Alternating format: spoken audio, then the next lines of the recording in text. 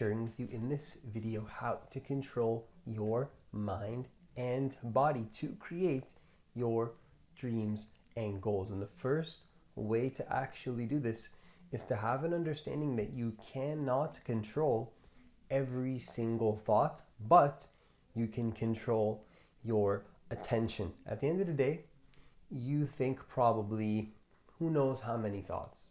I think I've read somewhere that you have like 50,000, 60,000, 70,000 thoughts per day, something along those lines. Now, I believe that, of course, we can try our best to have like one particular intention that we want to create, or we can try to do affirmations on a consistent basis. We can try to control our thinking, and all of this is great, and I highly recommend it, that you try these things in your life. Of course, go ahead and try these things. But at the end of the day, though, I want you to have an understanding that there's no need to be a perfectionist around every single thought that you think, because at the end of the day, you can't and are not going to be able to control every single thought that you think in your mind. You can kind of move towards reprogramming yourself and having a certain, again, intention, certain direction that you want to head in, maybe a big goal. Of course, I recommend that you do all of this and you have this in your life. But at the end of the day, though, again, I want to remind you of the fact that controlling every single thought is not necessary. It's not realistic. It's going to create a lot of, I believe, perfectionistic tendencies that are not really necessary. And instead, what you can do is just simply master and try to control your attention and your focus and awareness instead. This is going to be a better path, in my personal opinion, that's going to make you less of a perfectionist and more of just an action taker.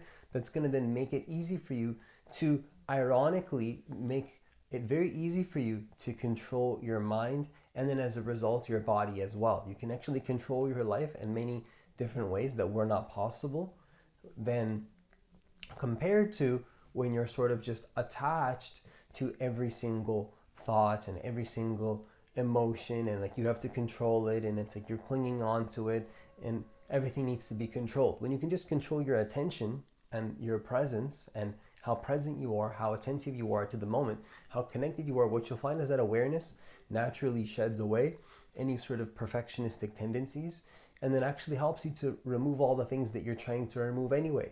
Overly controlling your thoughts is what leads to usually the characteristics and the tendencies and the ways of life that you don't even want.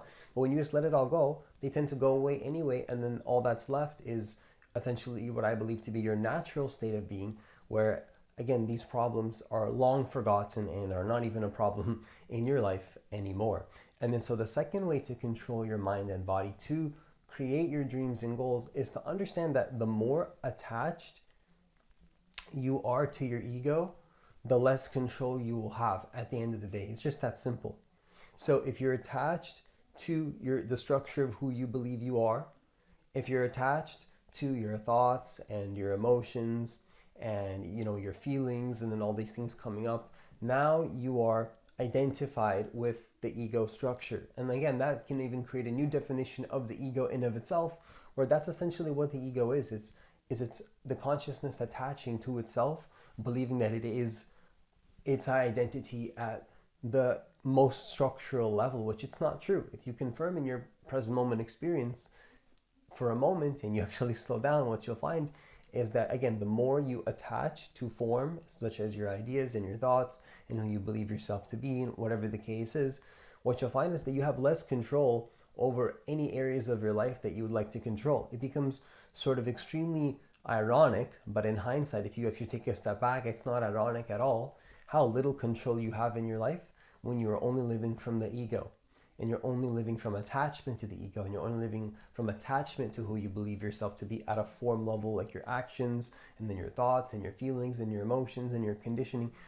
These are all just things happening, but it's not who you truly are. And so, not to beat around the bush, who you truly are is, again, of course, that present moment awareness prior to all of these things happening in your life.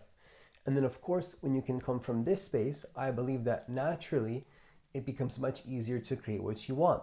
But to focus here on a second on sort of the negative side of attachment to the ego, let's just take a look at all the behaviors that maybe are totally opposite to controlling your mind and body. So maybe you feel like you can't be disciplined in your life. Maybe you feel like you're too emotional in certain areas. Maybe you feel like no matter what you do, you're not able to follow through with certain things and be consistent and have self-trust. Maybe you blame a lot. Maybe you criticize a lot. Maybe you point your fingers externally. I'm not saying that this is you, but maybe a person, for example, to make it less personal towards you necessarily, because I'm not saying that it's you, but maybe a person is pointing fingers and attacking people consistently, not physically, but who knows, maybe physically as well, hopefully not. But again, pointing fingers, criticizing, all that attention is not to do with self-reflection. All of this comes from attachment to form. And I think that when we can begin to sort of shed the layers of the ego and connect back to true awareness and the present moment, what begins to happen is that you begin to have a lot more control in your life that you never actually thought was even possible. I think that there's the part of the ego that believes that if it just takes a step back and becomes present to the moment, that everything's going to blow up. Everything's going to go wrong. Things are just going to implode upon itself, and your whole life's going to fall apart. Like your finances are going to fall apart. You might think that the ego might believe that maybe its family is going to fall apart. Everything's going to go wrong. But it's like oftentimes, if you actually become present, what you'll find is that you're the most rational in this space. You make the best decisions in this space. It's only when you're attached to your mind and you believe that you have one particular thing that's the most important in your life, and if you don't have it right now, everything's gonna go wrong and everything's just gonna blow up. That's the type of energy that makes you actually make decisions that you don't even want to do in the first place, and then that you do them and then you learn a lesson there and then you don't ever do it again. But why did you do it in the first place? Because there's some attachment to some thought or some idea or some emotion that you're feeling, or someplace that you want to go. And then it's like there's no acceptance of just what is now. Oftentimes when you come from a space of acceptance of what is now, that's the only place you can make true change at all. Because remember, the first step to change, what do they always say, is awareness. You can't actually change anything without awareness first. So when you can have awareness and of this, again, you'll start to notice all these negative side effects of attachment to form and attachment to your emotions and your thoughts, and maybe some idea that you think that you need today, or else your whole life's going to go terrible. And then if you become present, you think all these things are going to go wrong. But the final thing that I want to share with you in this video, to sort of go back to the positive, so to speak, aspect of not being attached to your ego, I think what you'll find is that we really just need to sort of look at the truth that awareness and higher self connection helps you gain the control you're looking for. So if you want to gain any kind of control in your life, if you want to be a person that really does feel empowered, does feel disciplined, like you do feel like you can be a person that lives from integrity, you do feel like you can be a person that does feel confident in their life to do the things that they say that they're going to do, you feel like you're actually trusting in your abilities and your skill sets and whatnot. If you want to get to this point in your life, and if any person wants to actually feel like they're self-actualized to the point where they can feel confident, I think that they have to begin to realize that there's a certain level of control that you get from, again, controlling your attention, not every single thought or every single emotion.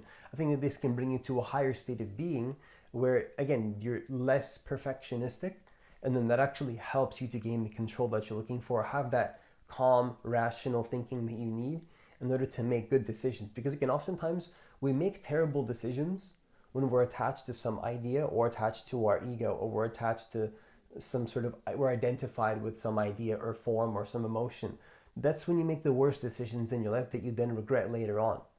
It's only when you have that present moment awareness, when you were the most rational. And again, it's like when you're in that state of victimhood and the ego, or whoever it may be, or not you necessarily, what we fail to realize is that, again, that's exactly what we need in that moment, is a more self-reflection. But we'll never admit it. The person will never admit it. If you tell a person that lacks self-reflection, that they need self-reflection, oftentimes they'll just blame and criticize you and then tell you that, no, actually, I don't need self-reflection. I just need this thing that I believe that I need. And then oftentimes it's just going to keep repeating until it itself realizes, that person, whoever whatever situation it is, then they realize that actually most of their pain is coming from the way that they're handling the situation, not necessarily the situation itself. And this takes a lot of self-reflection. This takes a lot of awareness. Most people, me even talking about this, they'll not want to actually hear this. And then instead, they'll continue repeating the same negative story in their mind that's not making them happy, not realizing that, again, I understand that life happens, but I think it's important to admit that a majority of the pain that we feel is often not even external. It's not even anything happening out there. It's the way that we see the situation and then the pain that we create for ourselves from the story that we have about the situation. And then oftentimes all of the attachment to that whole story is what creates the pain.